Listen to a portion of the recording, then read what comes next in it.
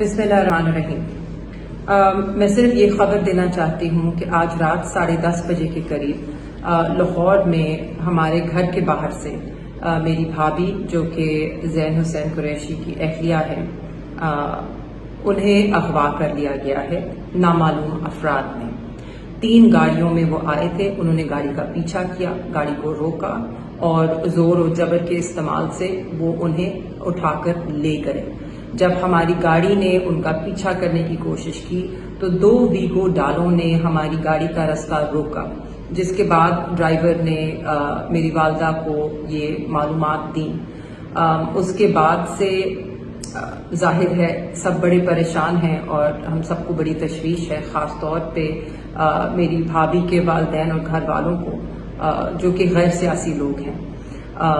ہم CCPO لاہور کے ساتھ رابطے میں ہیں، جو یہ یقین دہانی کرا رہے ہیں کہ وہ گاڑی کو ٹریس کرنے کی کوشش کر رہے ہیں اور اس کا پتہ کرنے کی کوشش کر رہے ہیں۔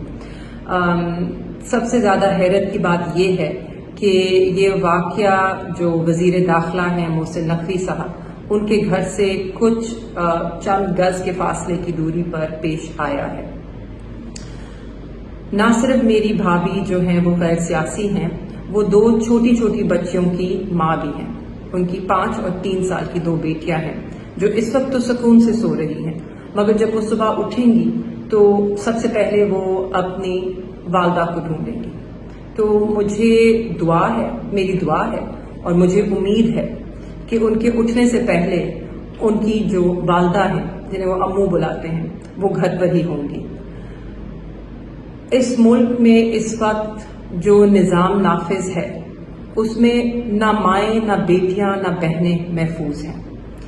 ایسا نظام جو ہے نہ وہ زیادہ دیر چل سکتا ہے اور نہ ہی اس کے چلنے سے ملک میں بہتری آ سکتی ہے۔ بہتری صرف اور صرف تب آئے گی جب آئین اور قانون دونوں کی بالادستی ہوگی۔ تو مجھے امید ہے کہ اس ملک میں قانون جیتے گا، عدل اور انصاف جیتے گا، پاکستان جیتے گا۔ پاکستان زندہ باد۔